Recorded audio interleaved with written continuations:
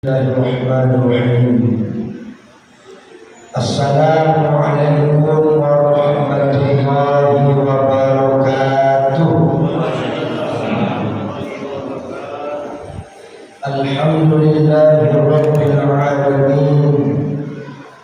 Wa bihi nasta'inu ala umuri dunya waddin.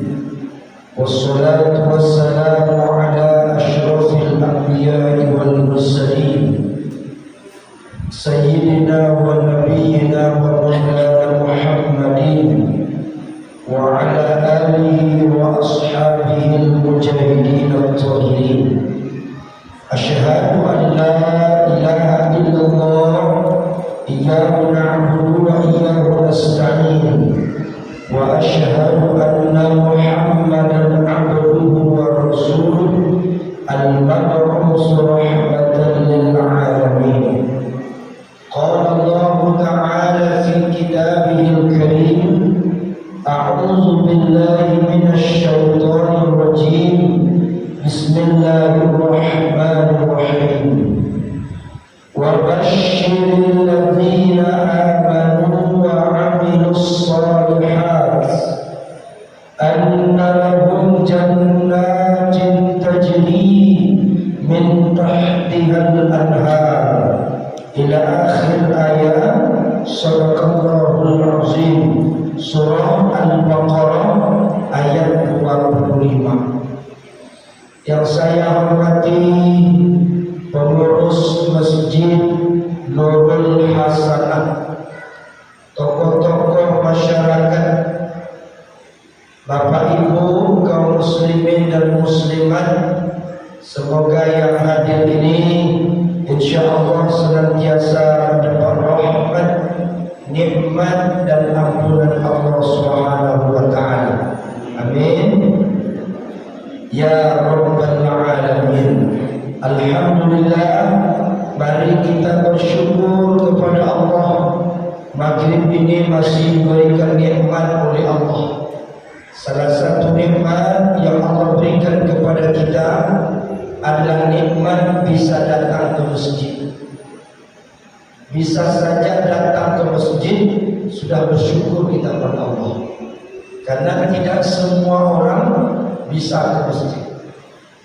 Ya Bapak Ibu ya, tadi Pak Ketua bilang sudah dipancing Pak Ustaz supaya ramai masjid nih. Ya beginilah masjid. Itulah hidayah, itulah nikmat pilihan Allah.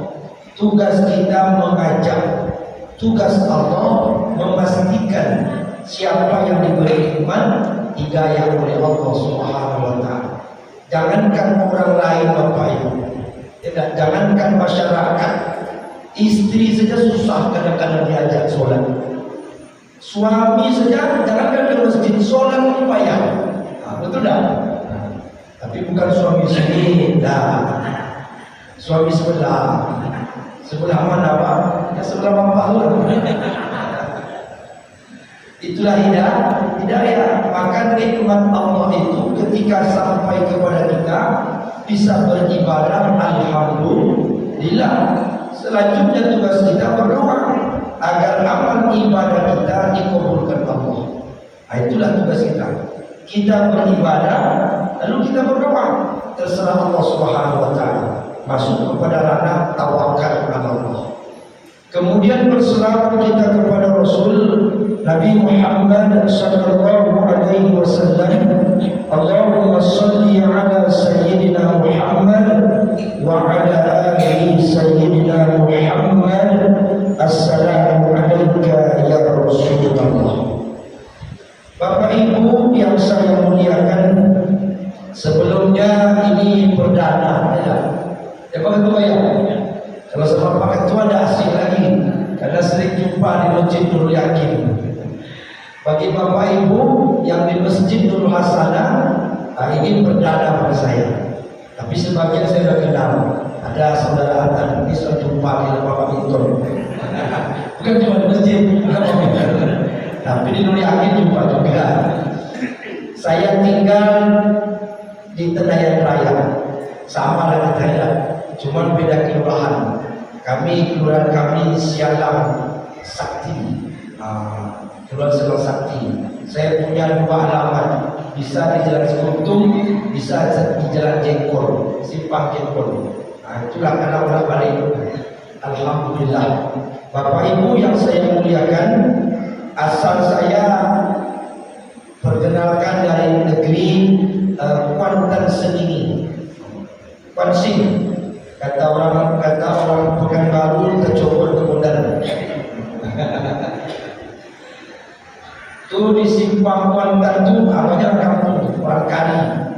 Itu banyak orang Kuansing.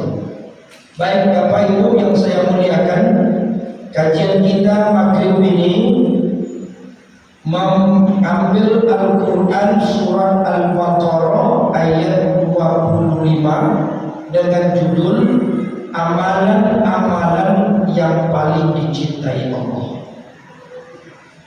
Karena memang tujuan kita di muka bumi itu adalah beramal.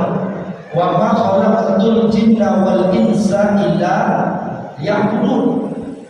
Tugas kita di muka bumi ini beramal, beribadah. Tapi dari sekian banyak amal ibadah, ada amalan yang dicintai Allah. Karena setiap amal itu bukan. Ada amal biasa, ada amal utama. Kenapa Allah ciptakan amal itu bertingkat? Tidak sama saja.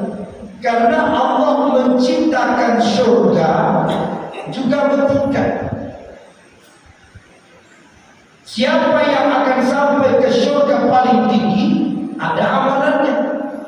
Siapa orang yang beramal biasa, surganya juga di tempat yang biasa. Maka Allah ciptakan nama surga Firdaus, Jannatul Firdaus paling tinggi, tempat berkumpulnya para nabi dan rasul Allah, para sahabat, orang-orang yang khusus. Ada di bawah itu namanya Jannatul Ma'wa, ada lagi namanya Jannatul Naim, Jannatul Darussalam, Jannatul Aden, dan selanjutnya. Dan itu beda-beda. Sebagaimana juga Allah menilai sebuah perbuatan jahat juga bertingkat, perbuatan dosa juga bertingkat. Ada dosa biasa disebut dengan dosa-dosa kecil, ada dosa-dosa besar, dan dosa besar juga terbagi 2. Ada dosa besar yang tak diampunkan Allah, ada dosa besar yang diampunkan Allah.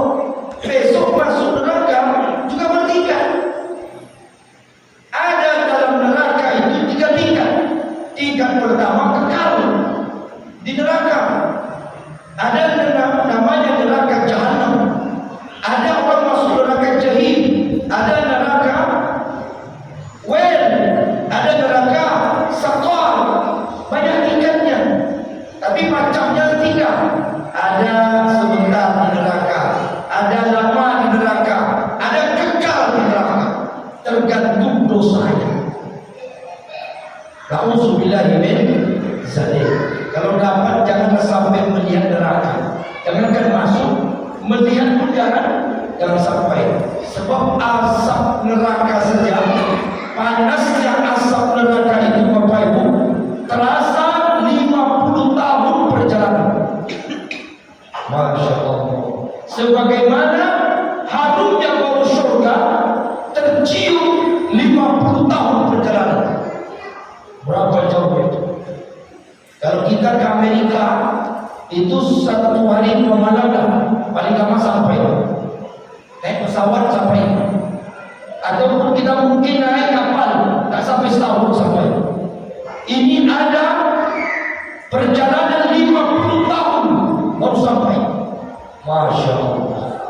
Maka harumnya neraka itu amat sangat harum, sehingga ada amalan-amalan tertentu, dosa-dosa tertentu yang tidak akan mencium bau surga. Ada amalan atau dosa tertentu, jangankan masuk ke surga, mencium bau surga pun tidak diizinkan Allah Subhanahu wa taala. Nah, kita hubungkan kepada hadis Rasulullah sallallahu alaihi wasallam yang diriwayatkan oleh Imam At-Tirmizi dari sahabat Nabi Ibnu Mas'ud radhiyallahu anhu. An Ibnu Mas'ud, dari Ibnu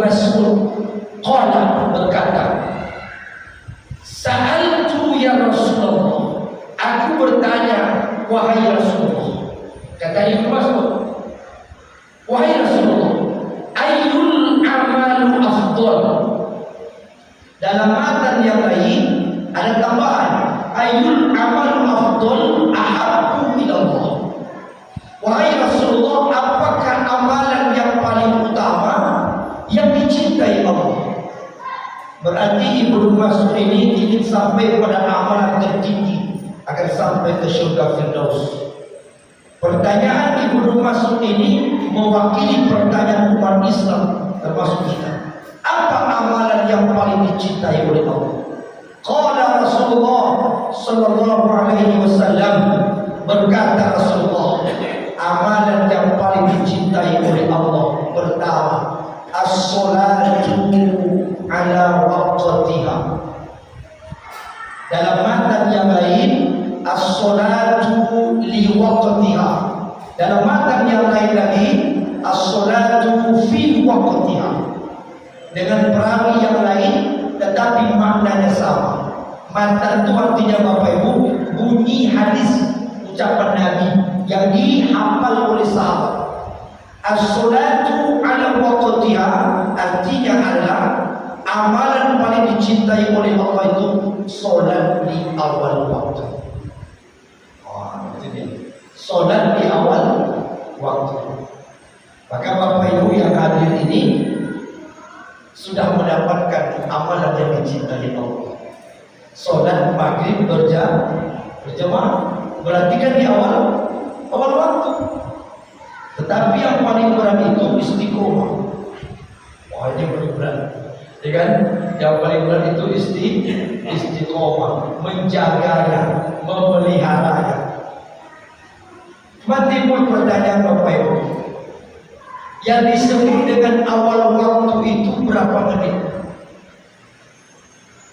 Azan berkumandang nih. Sekarang kan masjid-masjid sudah punya jam digital. Alhamdulillah, salah satu keuntungan teknologi adalah kita bisa mengetahui menggunakannya untuk ibadah. Bunyi ten ten ten, waktu masuk. Allahu Akbar, Allahu Akbar, awal waktu masuk. Sejak azan berkumandang itu, berapa menit ke depan masih dikatakan awal waktu. Kan tidak menjadi persoalan, kan? Nanti jangan jadi penilaian yang salah. Bahkan kadang-kadang kita bisa keliru menjustifikasi orang, menilai orang. Awal waktu itu berapa menit? Halo, Bapak Ibu, berapa menit lamanya? Tenggang waktunya masih dikatakan awal waktu. Misalnya zuhur jam 12 pas, umpamanya jam 12 pas zuhur. Berapa menit ke depan masih dikatakan awal waktu? 5 menit. Yang lain? 10 menit. Macam-macam beda pendapat kan? Satu jamaah saja berbeda pendapat. Apalagi jamaah lain. Satu masjid beda pendapat. Kalau Pak Ketua berapa ketua? Menjelang waktu puasa itu masih waktu. Jadi selama itu sejak jam 12 sampai sebelum azan asar itu awal waktu. Panjang juga ya. Berarti akhir waktu mana? Beda lagi pendapat. Bapak Ibu yang dimuliakan Allah, awal waktu itu ulama mazhab berbeda pendapat. Imam Syafi'i mengatakan yang masih dikatakan dengan as-salatu ala waqtiha, yang dimaksud salat di awal waktu adalah 25 menit ke depan. Itu masih disebut dengan awal waktu. Berarti kalau jam 12, berarti jam 12 lewat 25 menit masih disebut awal waktu, kata Imam Syafi'i. Imam Malik, guru beliau, beda lagi pendapat. Kata Imam Malik, yang disebut dengan awal waktu, masih disebut awal waktu adalah 40 menit. Sejak azan berkumandang 40 menit ke depan itu masih awal waktu. Maka di Mekah, di Madinah, kalau kita perhatikan baik-baik, jangan asal sholat ulang, tak nampak lingkungan. Ini kebanyakan saya kalau bawa jemaah ke Mekah ke Madinah, saya sampai kepada jemaah, jangan pulang, tengok ada apa di Masjid Haram, di Masjid Nabawi. Ada kajian. Habis azan zuhur itu Bapak Ibu ada kajian. Sekitar 20 menit sampai setengah jam ada ceramah agama. Tapi halaqah berbongkok-bongkok, satu bongkok sini itu karena masjidnya besar. Masjid Nabawi itu Pak, Bapak Ibu, lebarnya itu 400 meter. Oh, panjang. Makanya perempuan, laki-laki itu punya batas. Banyak kajian-kajian Islam baru komen. Dan itu sekarang sudah ditiru sama orang Indonesia. Ya kan? Sudah banyak orang Indonesia, umat Islam di Indonesia dimulai dari Jakarta. Dulu Jakarta sudah mulai asal zuhur, azan berkumandang, ceramah dulu. Sekian menit baru komat, baru sholat. Sampai akhirnya ke Riau, kan baru Masjid Agung An-Nur pertama mencoba, Masjid Ar-Rahman, kemudian lari banyak yang tersebar ke masjid-masjid kita. Alhamdulillah, Masjid Jamiatul Zaidin sampai sekarang masih istiqomah, dan Masjid Mulyaqin dulu hidup karena saya dulu rutin isi. Sekarang ada persoalan mungkin dialihkan kepada malam dan subuh saja. Tapi ada kajian Islam. Itu sampai 20 menit antara qamat dengan azan, tidak melewati awal waktu, masih pada waktu di awal. Karena saya pernah ceramah di Masjid Al-Hikmah rutin zuhur, Selasa saya dapat jadwal di Masjid Al-Hikmah oleh Komplek Gubernur di Jalan Sewu. Ada bapak-bapak mungkin dia baru sudah azan sudah sunat, dia kayaknya protes. Kenapa belum komat? Ada di sini kata muazzinnya ada kajian zuhur Pak. Kajian apa? Jam berapa nih? Lalai kita nanti di sholat. Komat aja lah. Itu Pak Ustaz datang. Kata Pak kalinya. Dengar saya. Saya sampaikanlah. Yang disebut dengan awal waktu itu yang mana? Jangan cepat menilai kalau kita tidak tahu. Oh, rupanya sampai 40 menit masih dikatakan awal waktu. Berarti jam 12 lewat 40, kan? Bagaimana kalau sholat zuhurnya jam 2? Hah? Bu, sholat zuhur jam 3, boleh tak? Hah? Tak boleh. Tak boleh kata ibu Pak. Salat zuhur jam 2 tak boleh. Jadi tak solat aja. Aduh dah terlambat solat dah. Jadi pada jam 2 masa solat lagi. Boleh tak solat zuhur jam 2 Pak? Boleh. Jam setengah 3? Boleh. Lalai tak?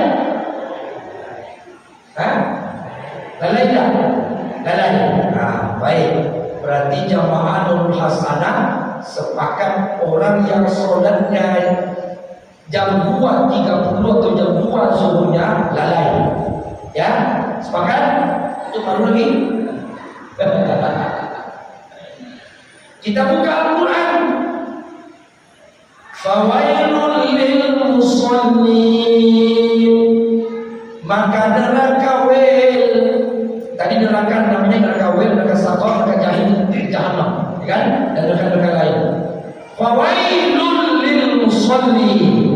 Maka masuk neraka wel orang yang salat.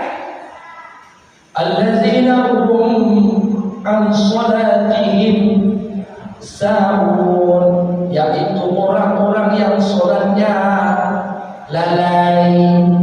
Ya, berarti orang yang sholat lalai masuk neraka. Artinya orang yang sholat zuhur jam 2 masuk neraka. Ya.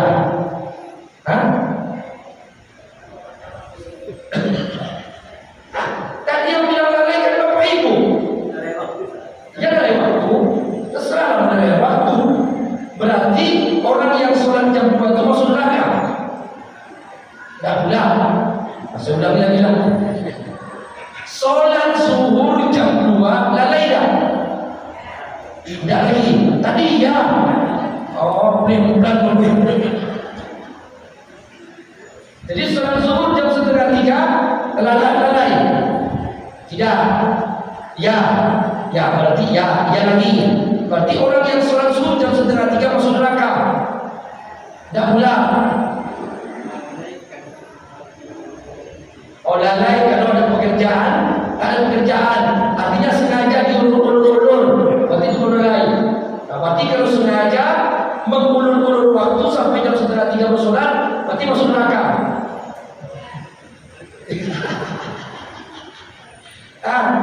Bingung jadinya kan? Nah, Bapak Ibu yang dimuliakan Allah Subhanahu wa taala. Di mana persoalannya? Persoalannya adalah pemahaman, kita memahami apa itu lalai. Sahur itu apa? Lalai itu apa? Apakah mengulur waktu baik disengaja maupun tak sengaja itu disebut lalai?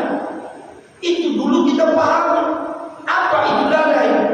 Ulama tafsir Ibnu Katsir, tafsir Al-Jalalain, tafsir Al-Misbah dan banyak tafsir yang lain mengatakan yang disebut dengan lalai itu adalah man tarkus sholata muta'ammidan, orang yang sengaja meninggalkan sholat dengan sengaja, itu yang lalai. Tapi orang yang mengulur waktu sholatnya sampai di akhir waktu, sholatnya tetap sah, tetapi tidak mendapatkan keutamaan cinta Allah Subhanahu wa ta'ala.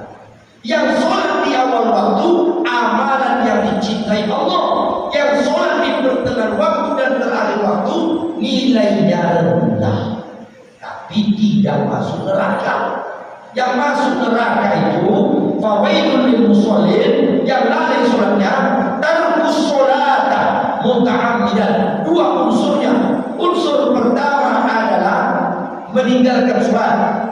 Yang kedua sengaja. Tidak semua orang yang meninggalkan sholat masuk neraka. Tengok dulu sengaja dah. Kalau tak sengaja tidak juga masuk neraka. Ada orang meninggalkan sholat tak sengaja. Ada. Apa contohnya? Pagi masuk rumah sakit, ya kan? Masuk rumah sakit, operasi, dibius besar. Akhirnya tak sadar. Sadarnya besok pagi lagi. Berarti sholat tinggal tak? Tinggal sholat. Zuhur tinggal, asar tinggal, maghrib tinggal, isya tinggal, subuh tinggal. Sengaja dah? Dah, berarti tak lalai. Yang lalai itu memang ditinggalkan sholat, tak sholat dia. Kenapa tak sholat Pak? Balik dia. Berarti dia lalai. Subuh tak sholat, zuhur sholat, asar sholat, maghrib sholat, isya tak sholat. Satu kali saja meninggalkan sholat dengan sengaja satu hari, maka diancam oleh Allah fawailul lil musallin. Maka dia diletakkan oleh Allah neraka. Orang yang sengaja meninggalkan sholat. Ada lagi yang kedua, orang sholat seperti orang Nasrani. Ada orang Islam sholat seperti orang Nasrani. Macam mana? Sekali seminggu, Jumat doang. Itu pun datang terlambat. Datang khatib sedang berkhutbah, itu pun bukan masuk masjid, di luar, di parkir, berkerokok, mau taruh situ. Baru salam dah bubar. Nak masuk surga mana? diancam neraka apa? Neraka Saqar. Jadi neraka tentang sholat itu dua. Ada neraka Saqar yang sengaja tidak sholat. Sekali seminggu sholat tidak sholat namanya.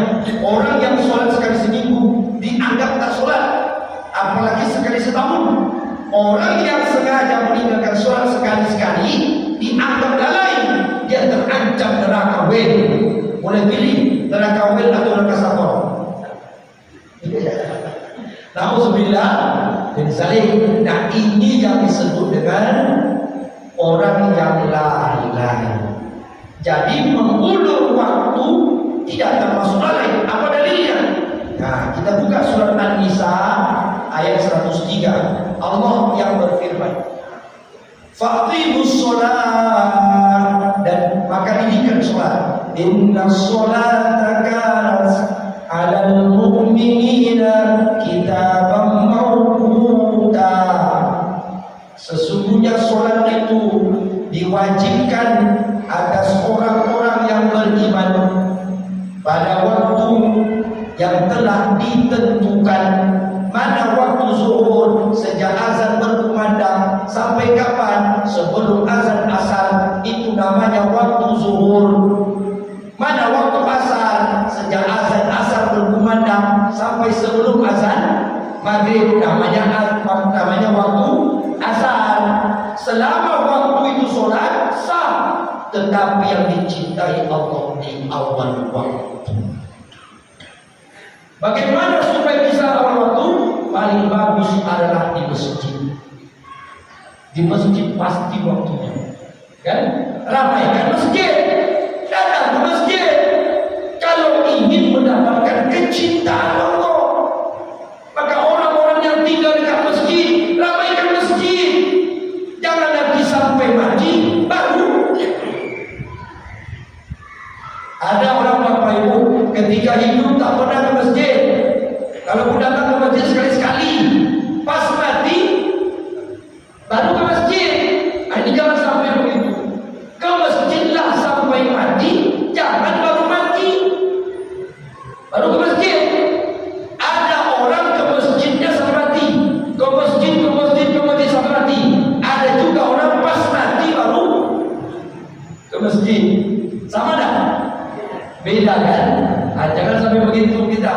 Wahai penduduk masyarakat di sekitar masjid, datanglah ke masjid.